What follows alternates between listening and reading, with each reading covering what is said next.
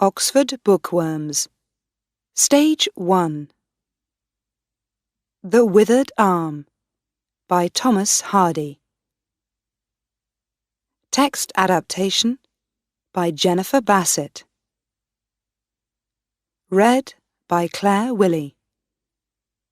Published and copyright Oxford University Press, 2007.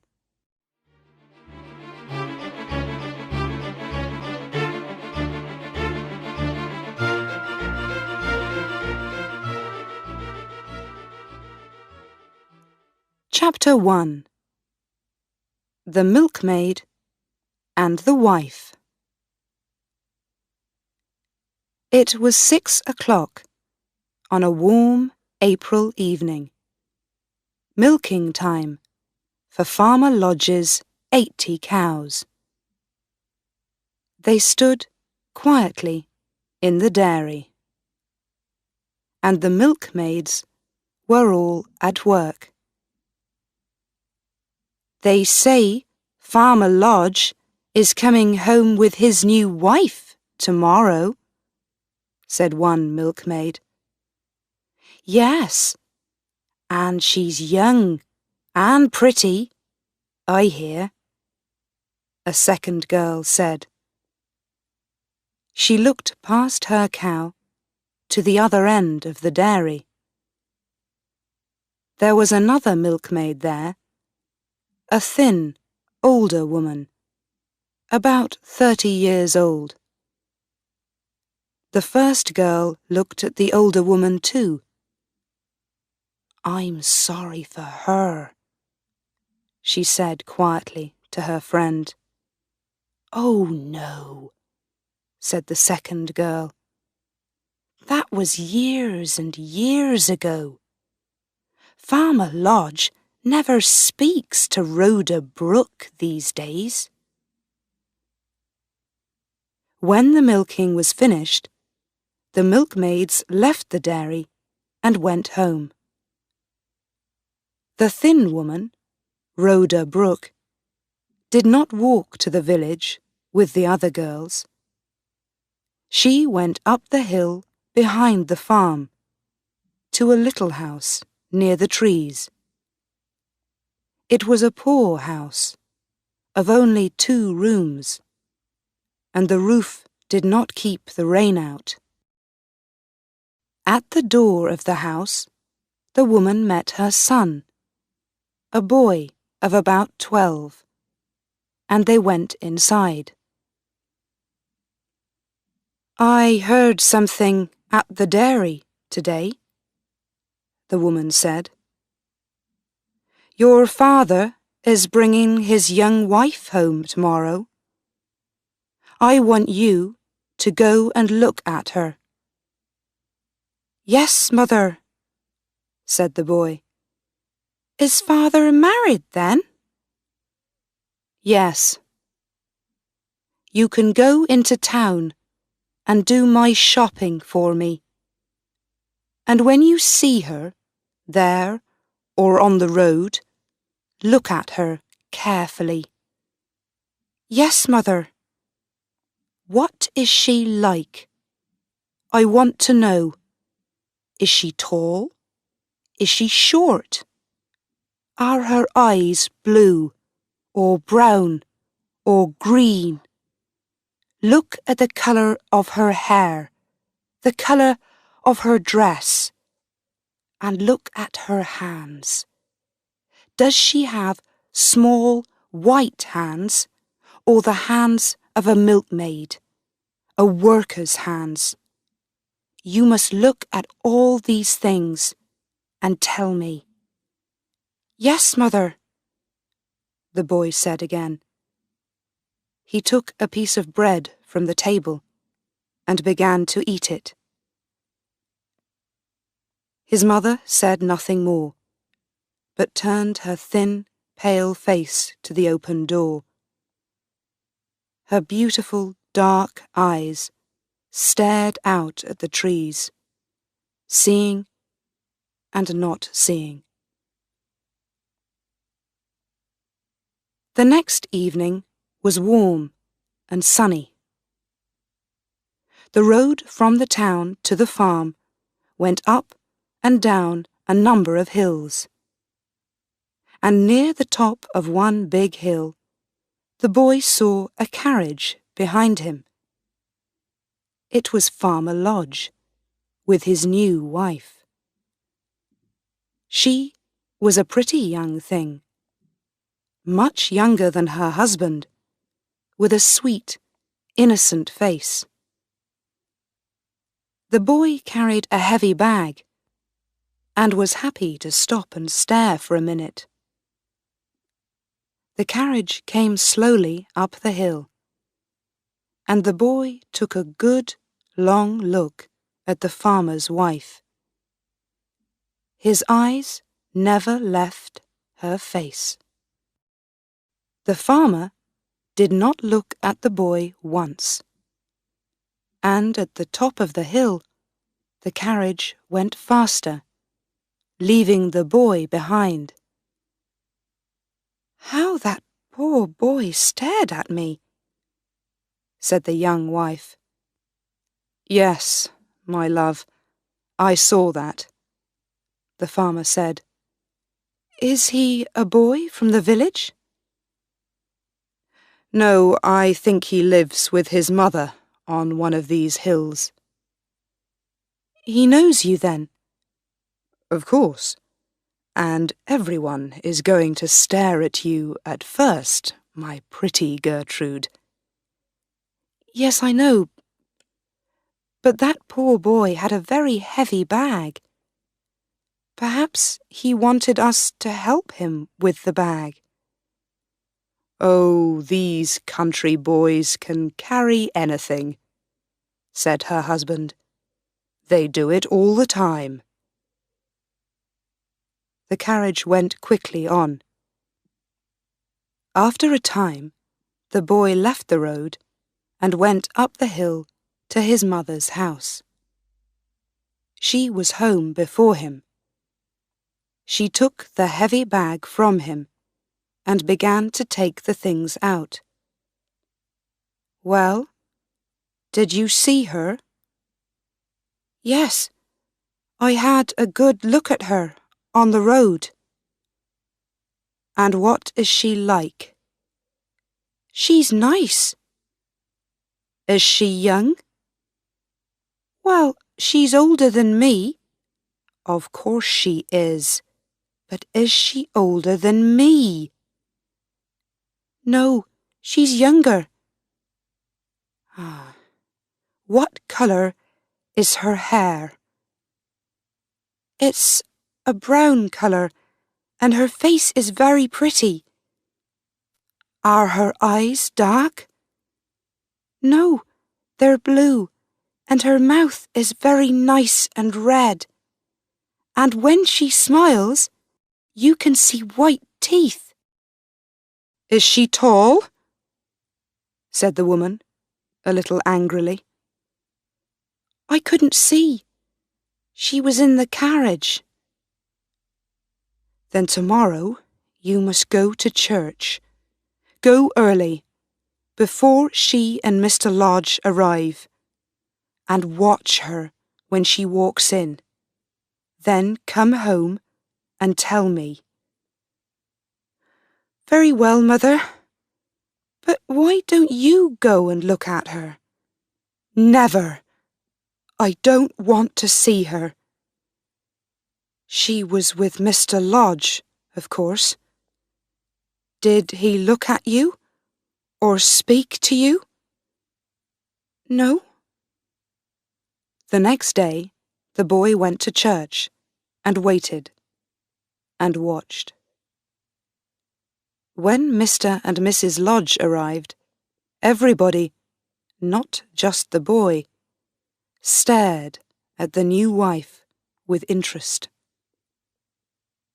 When the boy reached home, his mother said, "Well?" "She's not tall.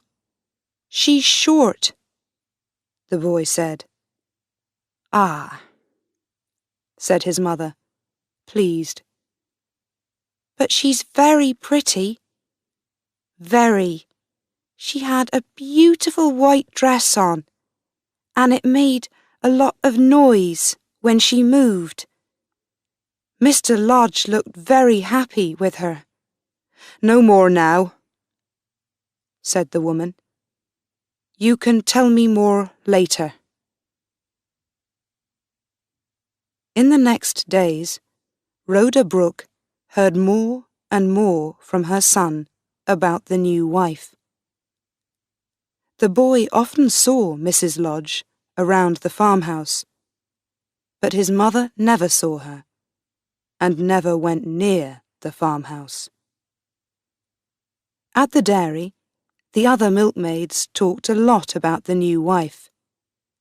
They usually stopped when Rhoda was near, but she heard some of it. She remembered everything and forgot nothing. And slowly, Rhoda Brooke made a picture in her head of the young Mrs. Lodge, a picture as good, as true, as a photograph.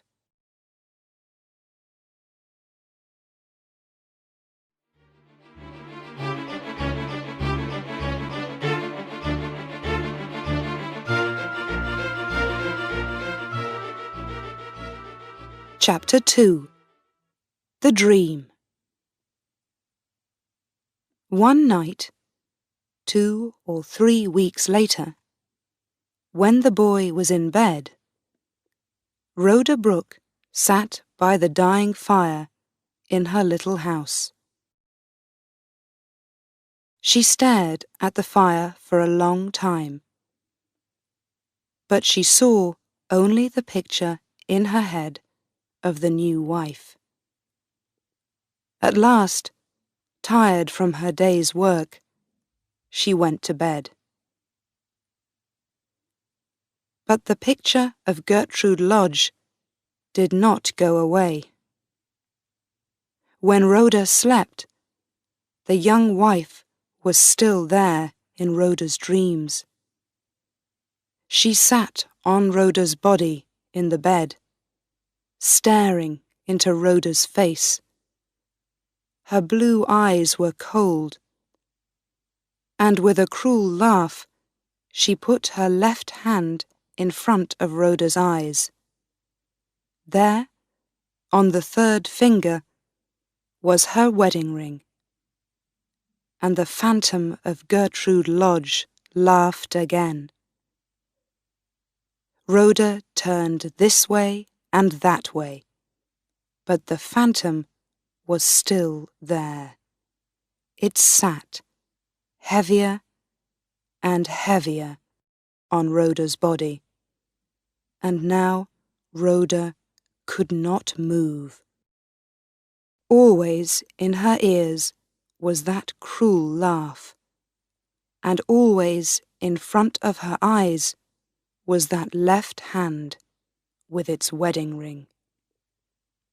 At last, half dead with terror, Rhoda suddenly put out her right hand, took hold of the phantom's left arm, and pulled it hard. The phantom fell off the bed onto the floor, and Rhoda sat up. "Dear God!" she cried. She felt cold, so cold. That was not a dream. She was here. She could still feel the young woman's arm under her hand, a warm, living arm. She looked on the floor for the woman's body, but there was nothing there.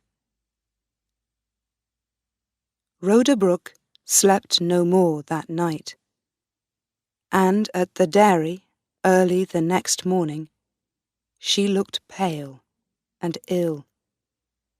She could not forget the feel of that arm under her hand.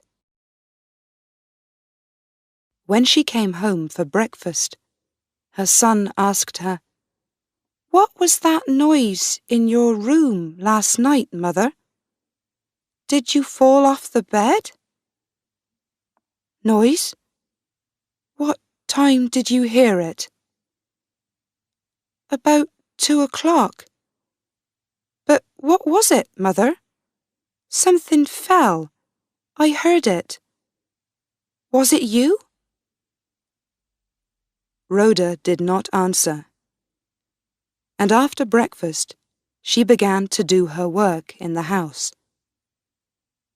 At about midday she heard something and looked out of the window.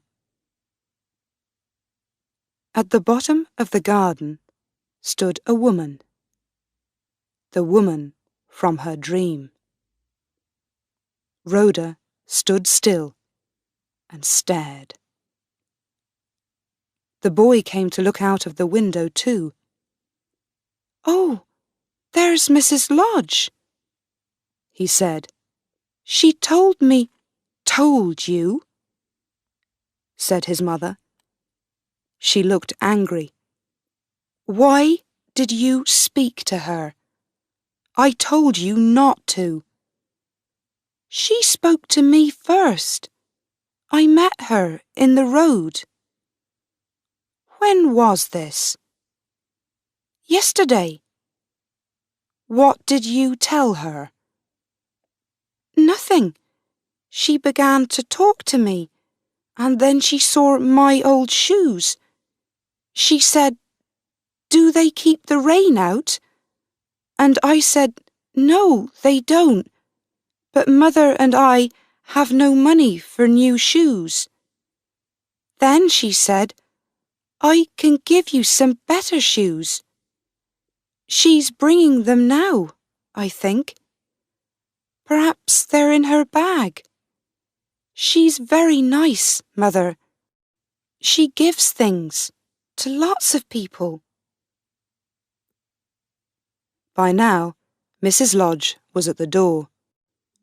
Rhoda wanted to run away, but there was no back door in her little house. So she waited, and the boy ran to open the door. "This is the right house, then?" said Mrs. Lodge, smiling at the boy. "And this is your mother, is it?" The face and body were the same as those of the phantom in Rhoda's dream. But there was nothing cruel in this face. The blue eyes were warm, and the smile was sweet and kind. The young woman took the shoes out of her bag and gave them to the boy. She smiled and talked in a warm and friendly way. "How kind she is," thought Rhoda.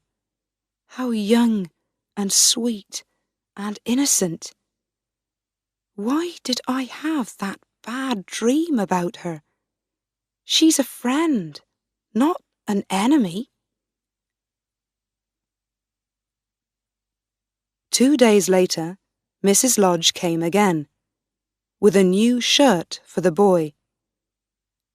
And 12 days after that, she visited Rhoda a third time. The boy was out that day. "I like walking up here on the hill," Mrs. Lodge told Rhoda. "And your house is the only one up here." They talked about the weather and the village. Then Mrs. Lodge got up to leave. "Are you well, Rhoda?" she asked. "You look pale." "Oh, I'm always pale," said Rhoda. "But what about you, Mrs. Lodge? Are you well?" "Yes, I am, but there is something.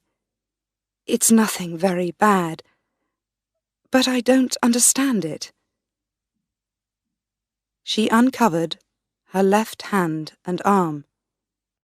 There were marks on the arm, yellowy-brown marks, like marks made by fingers.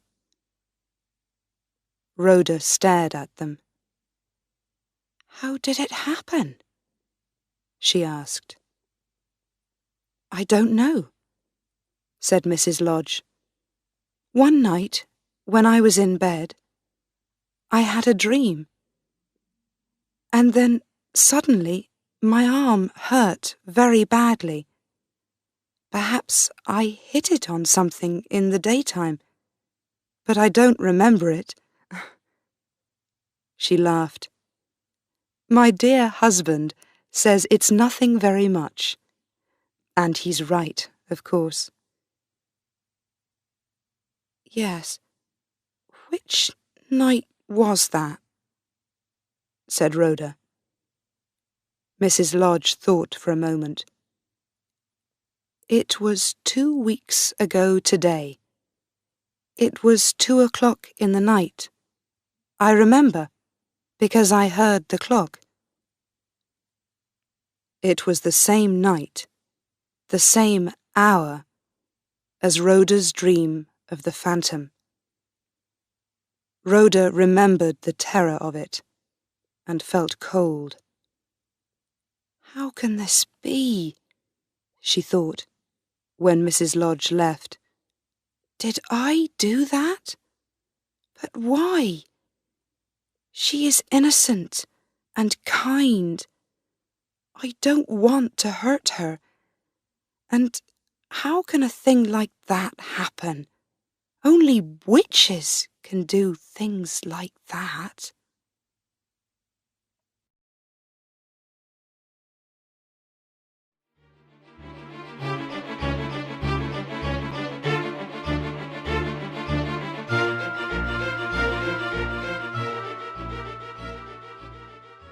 Chapter 3. The Face in the Glass. The days went past, and Rhoda Brooke was afraid to meet Mrs. Lodge again.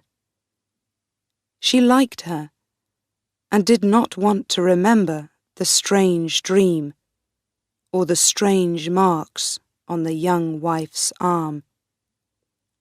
But she could not stop thinking about them. One day they met on the road from the village. They began to talk, and after a minute or two, Rhoda said, "How is your arm, Mrs. Lodge? Is it better now?" "No, it isn't. It's worse than before. Sometimes it hurts very badly." "What does the doctor say about it?" asked Rhoda. "He doesn't understand it.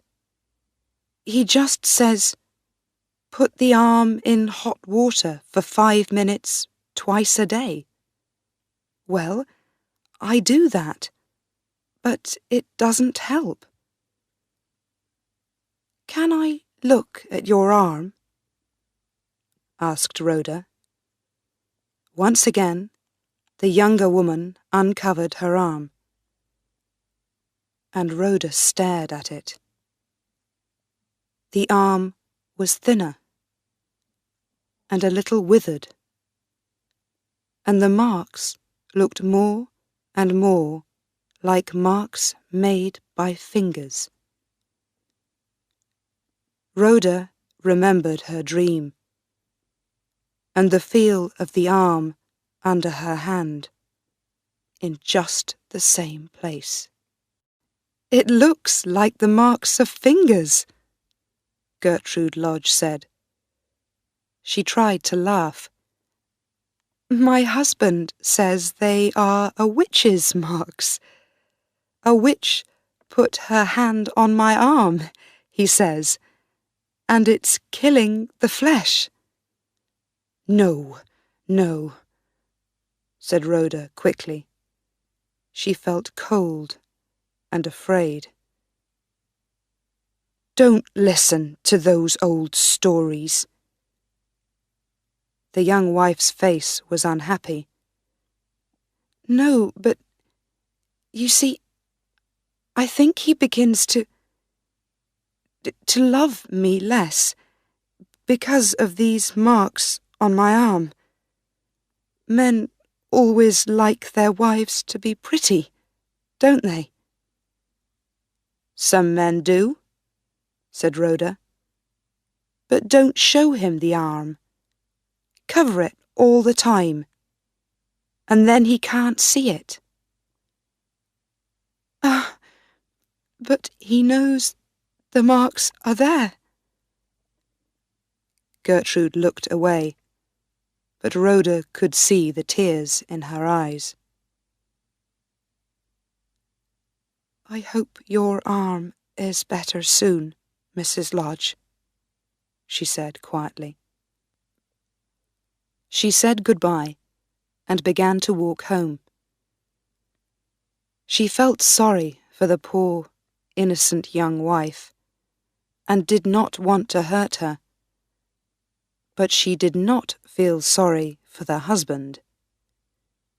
She walked home, thinking about him. So, Farmer Lodge, she thought, you loved me once, but then you left me and did nothing to help me. You wanted a new, younger and prettier woman for your wife, but she is not so pretty now, is she?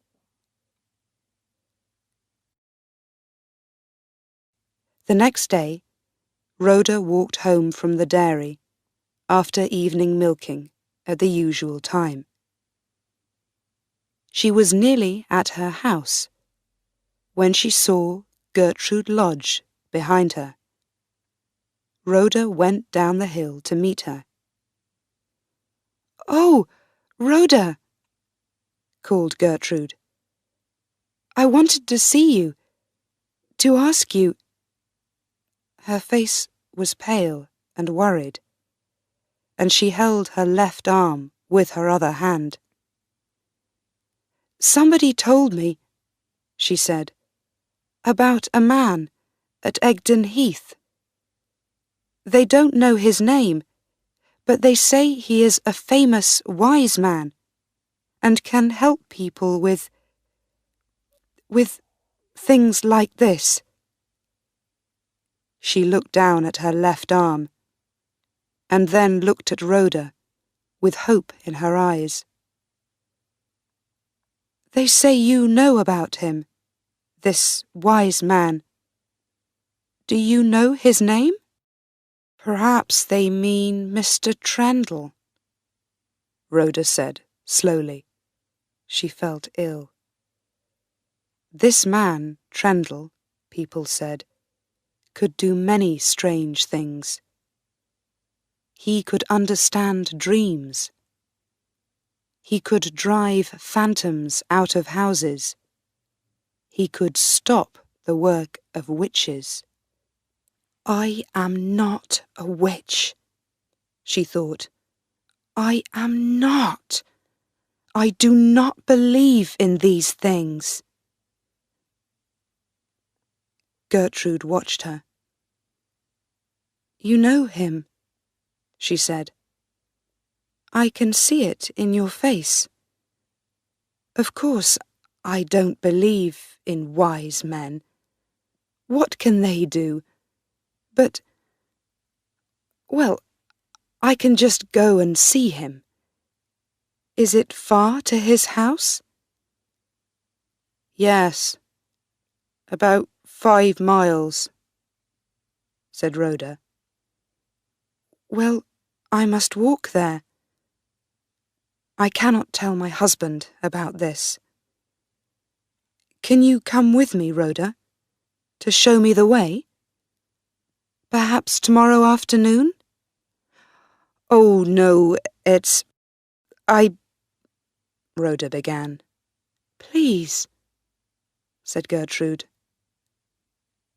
And in the end, Rhoda could not say no. Mrs. Lodge was good and kind, and she needed a friend's help.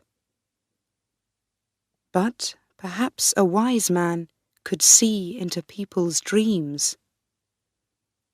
Rhoda did not want to meet this man, Trendle, and she was afraid. The next afternoon, she met Gertrude by the trees near her house, and they began the long walk across the hills to Egdon Heath. It was a cold day, and the sky above the hills was dark and unfriendly. They found Mr. Trendle's house outside the village. He was at home when they arrived. He was an old man with grey hair, and he looked long and hard at Rhoda when he saw her. Mrs. Lodge told him about her arm, and he looked at it carefully. "No, doctors can't do anything for this," he said. "This is the work of an enemy." Rhoda moved away a little. "An enemy? What enemy?" asked Mrs. Lodge. "I don't know," said the wise man, looking at her. "But perhaps you do. I can show the person to you. Do you want me to do that?" "Yes," said Gertrude. "Yes, please show me." Mr. Trendle took Gertrude into another room, but the door was open, and Rhoda could see into the room. The wise man took an egg and did something to it. Then he put a glass of water on the table and carefully broke the egg open. The white of the egg went down into the water, changing to a milky white colour and moving slowly round and round. He put the glass in front of Gertrude. "Look down into the water," he said. "Look for a face." Gertrude stared down into the water. "Do you see a face?" the wise man asked quietly. Gertrude whispered something, but Rhoda could not hear. She turned away from the door. When Mrs. Lodge came out, her face was pale, paler than Rhoda's. Mr. Trendle closed the door behind her, and the two women began to walk home. But things were not the same between them. Did he ask for money?" Rhoda said quietly. "Oh no, nothing. He did not want a penny," said Gertrude. "And what did you see?" asked Rhoda. "Nothing. I don't want to speak about it." Gertrude did not look at Rhoda. Her pretty young face looked 10 years older, and was now more like the face of the phantom in Rhoda's dream. They did not speak for a long time. Then Gertrude said suddenly, "Did you want me to come here and see this wise man? How strange of you." "No, I didn't. But now I am not sorry we came." For the first time since her dream, Rhoda felt a little pleased. Life was cruel, she thought, and Gertrude Lodge must learn that lesson too. On the long walk home, they did not speak again about their visit to the wise man, but other people did, and whispered stories about it in all the farms and dairies.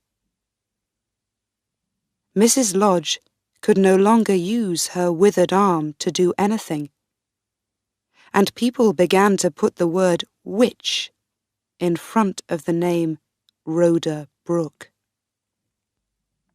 Rhoda said nothing to anybody about the phantom of her dream, but her face got thinner and paler.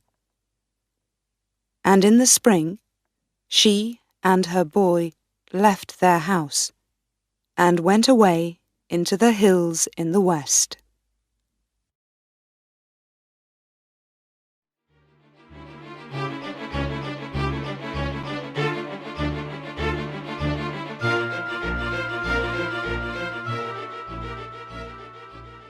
Chapter 4.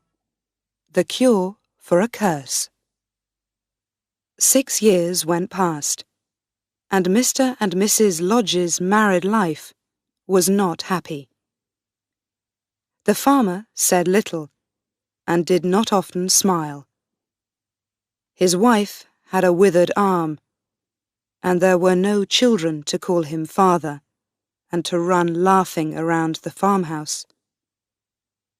He thought of Rhoda Brooke, and her son, his son. But that was the past, and he could not change it now.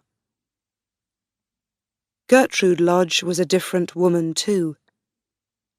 She was only 25, but she looked older. Once a happy, smiling woman, she was now sad and worried all the time.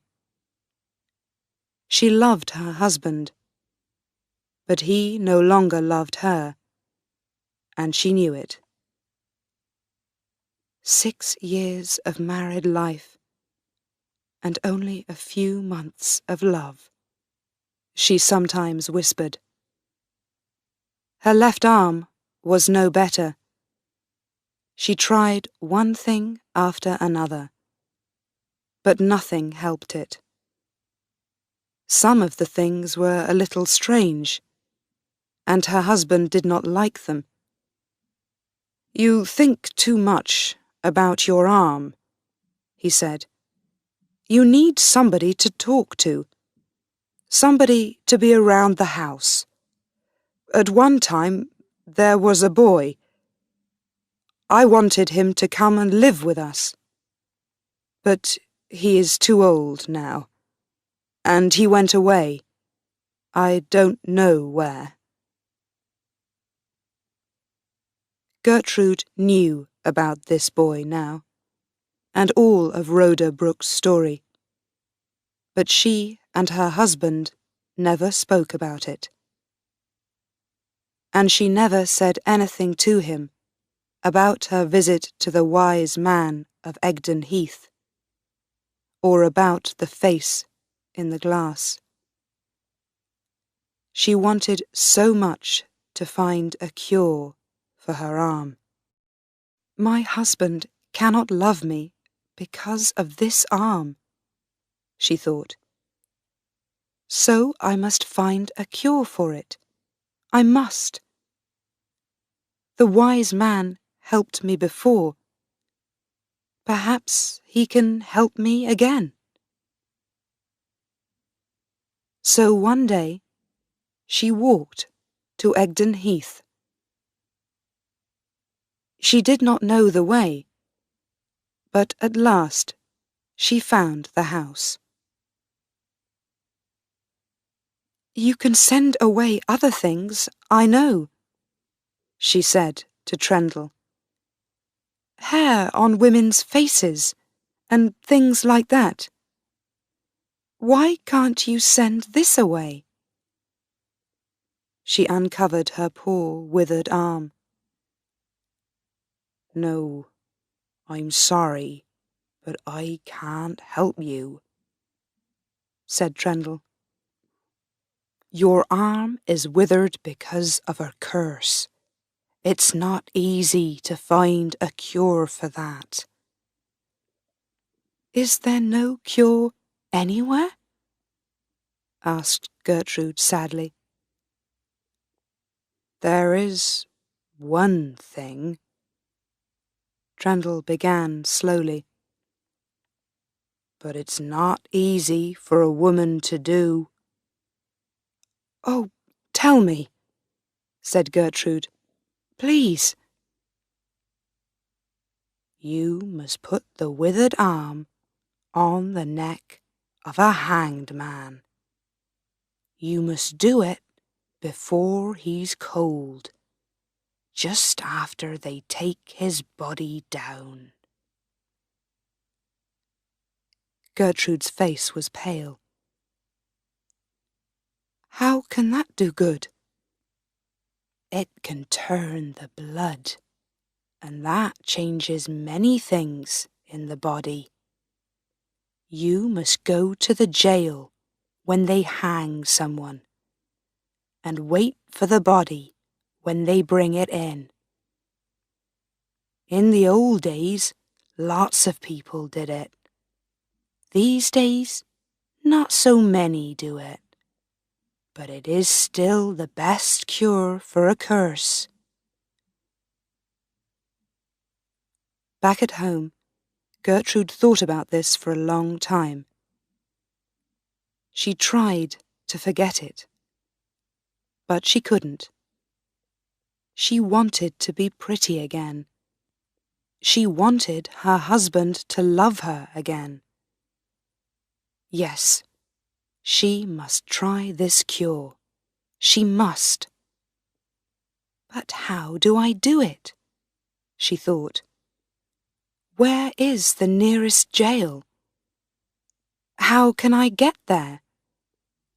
How often do they hang people? And when there is a hanging, how can I learn about it before it happens?" So many questions. There was no one to help her, but slowly she began to find the answers. She asked careful questions in the village, because country people always know everything. One old man was very helpful. "The nearest jail is at Casterbridge, 15 miles away," he told Gertrude. "They have trials there every 3 months, and there's usually a hanging after the trials. Some poor man or boy takes a cow or a sheep or just some bread, and they hang him for it. Lots of people go to watch the hangings. I don't know why." The next trials were in July, Gertrude learned. She asked her husband about them, but Lodge said very little. He was colder to her than usual, and she did not ask him again. He was often away these days, so she did not see much of him. July came, and Gertrude went to see the helpful old man in the village again. "Just one hanging this time," he told her. "It's for arson, I think. They're going to hang him next Saturday." Gertrude walked slowly home. "I cannot tell my husband about this cure," she thought. "And how can I be away from home for 2 nights? What can I say to him?" But in the end, it was easy. On the Thursday before the hanging, Lodge came to her I'm going away for 3 nights, he said. It's about farm work, so you can't come with me. That's all right, Gertrude said quietly. I'm happy to stay at home. They said nothing more, and on Thursday, Lodge drove away in the carriage.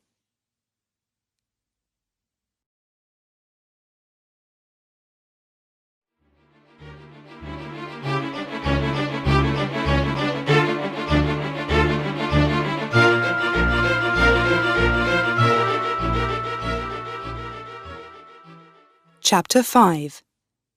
The Hangman. The next morning, Gertrude got ready to leave for Casterbridge. She did not want to go by road, because she did not want to meet any of her husband's friends.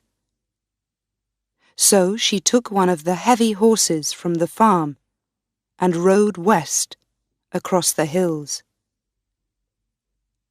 She was afraid of riding with a half-dead arm, but the farm horse was quiet and slow and easy to ride. He carried her uphill and downhill, past rivers and through trees, moving west all the time. The sun slowly went down in the sky, and it was nearly 8 o'clock when Gertrude stopped for a moment at the top of a hill. It was the last hill before the town, and she could see the roofs of Casterbridge below.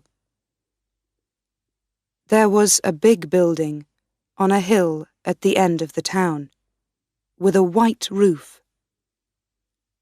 She knew this was the jail, and she could see a lot of workmen on the roof. What are they doing? She thought. They're building something up there on the roof. Oh! Suddenly she understood, and quickly turned her eyes away. It was a warm summer evening, but she shivered with cold. Tomorrow they're going to hang a man on that roof, she thought, and when he is dead... She shivered again. But then she remembered her husband's cold words and his unsmiling face, and she rode on down into the town. She found a room to stay for the night, and then went out into the town. What do I do now? She thought. How can I get into the jail tomorrow? Who must I talk to? The men at the jail or the hangman? She was afraid to go to the jail, so she went to find the hangman. He had a house down by the river, a boy in the town told her. When she found the house, she stood outside for some minutes, afraid to go to the door. Then the door opened, and a man came out. "Who are you?" he called out. "What do you want?" "I want to speak to you for a minute." He came nearer and looked at her. "Well, well, that's a pretty face," he said. "Come into the house." They went inside. Davis, that was his name, was a hangman on some days, but a gardener on other days. "Is it about gardening work?" he asked Gertrude. "I can't do any tomorrow because I'm working at the jail." Yes, I know. That's why I'm here." "Ah, I thought so. Is the poor man one of your family, then? Perhaps your young brother? No. Davis looked at Gertrude's dress. I don't think so. Was he one of your farm workers, perhaps? No. What time is the hanging? The same as usual. 12 o'clock. And it is going to happen, yes? Oh, yes. Nothing can stop the hanging now, said Davis. But I'm sorry for this young man. I truly am. He's only 18. They say it was arson, but I don't know. He was there when the fire began, but there were 20 other men there too, so how do they know? I think they just want to hang someone, anyone. But what can I do for you, my pretty? I need a cure, Gertrude said. A cure for a curse. And a wise man told me about the hanged man and turning the blood. Oh, yes, miss. Now I understand. People sometimes come for that, but not pretty young things like you. Well, well, what's the cure for? It's this. Gertrude uncovered her left arm. Ah, it's all withered, said the hangman, looking at it. Yes, she said. Well, a hanged man's neck is the best cure for that, he said. Your wise man was right. So, can you help me? Gertrude whispered. Usually people go to the jail and take their doctor with them and give their name and address. But yes, I can help you. For a little money, perhaps?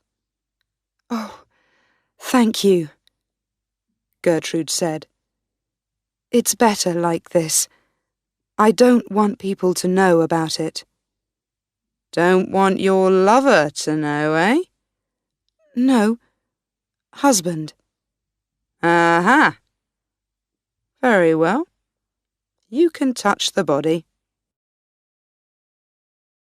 Where is it now? She said, shivering. It? He, you mean? He's still alive tonight. He's in the jail. A little room right at the top. And what must I do tomorrow? Gertrude said. There's a little door at the back of the jail. Be there at 1 o'clock. No later.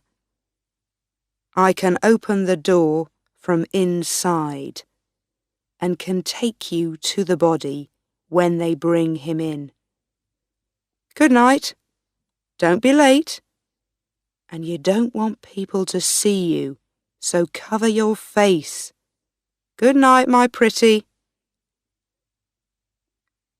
Gertrude went away and walked up to the jail on the hill. She wanted to find the little door at the back, to know it for tomorrow. Then she went back down into the town and went to her room and waited for the morning.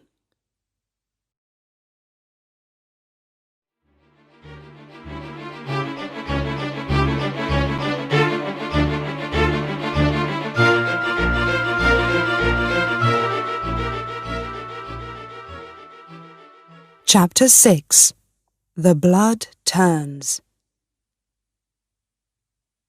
At 12:30 on Saturday, Gertrude Lodge walked up the hill to the jail.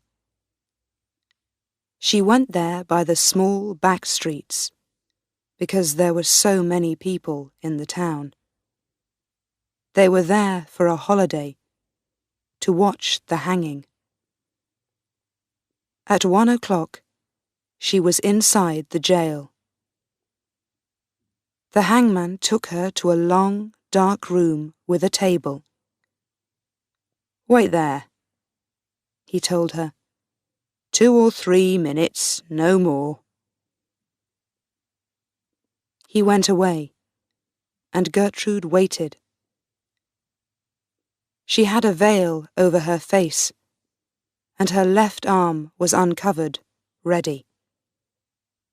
She stood still, with her eyes closed, listening and shivering with terror. Soon she heard noises and could hear heavy feet on the stairs.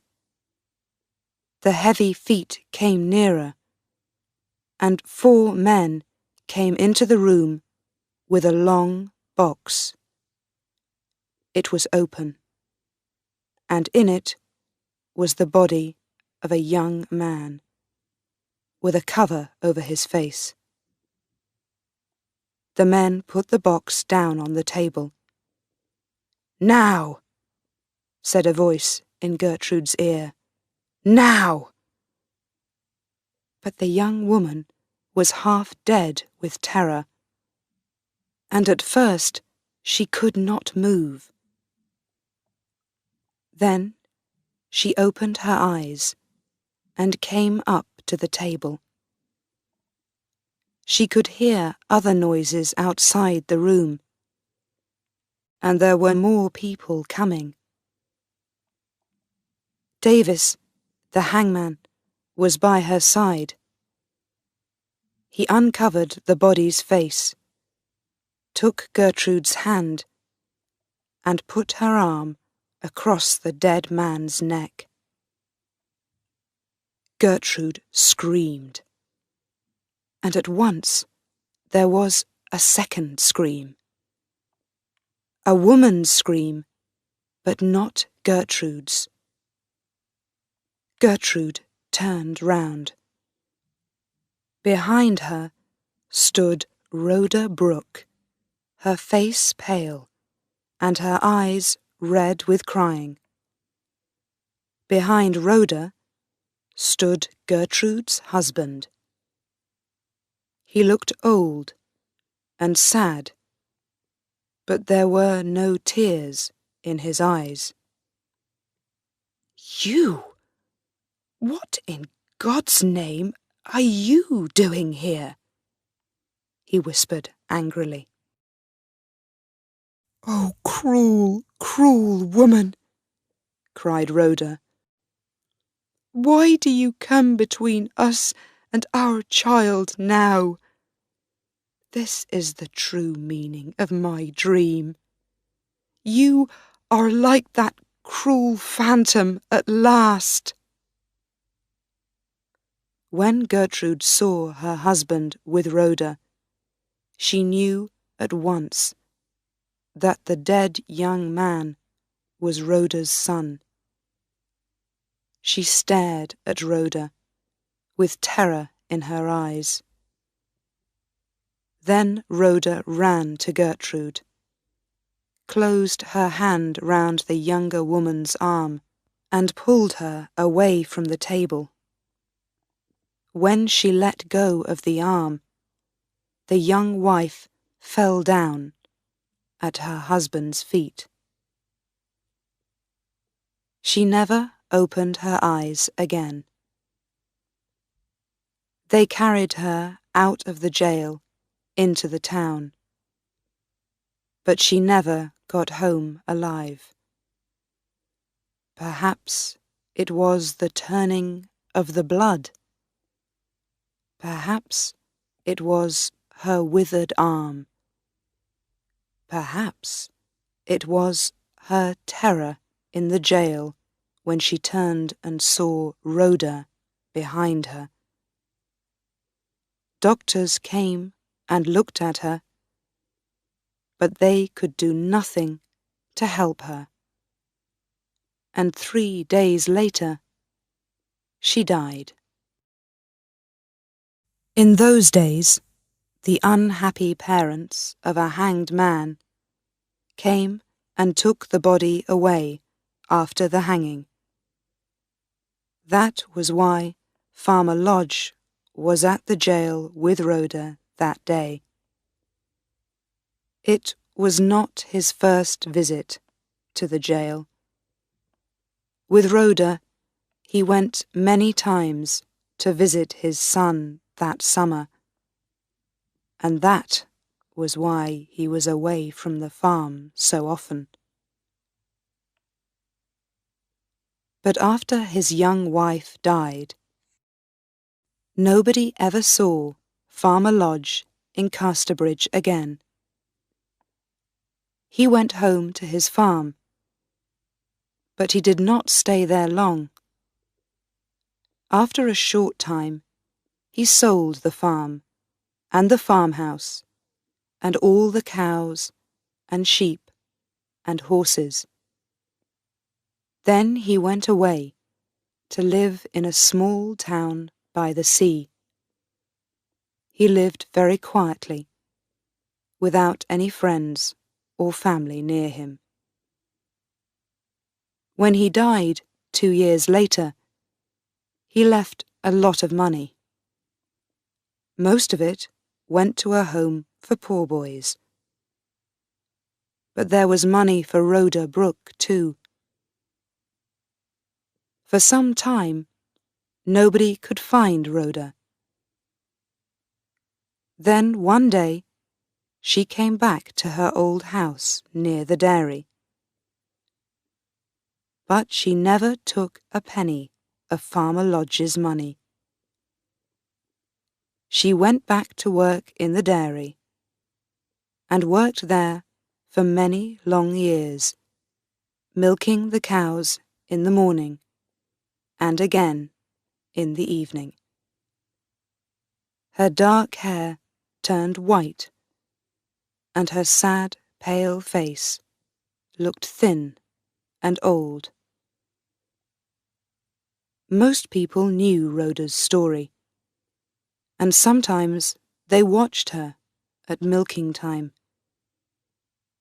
What did she think about all those long days at morning and evening milking? But nobody ever asked her, and nobody ever knew the answer.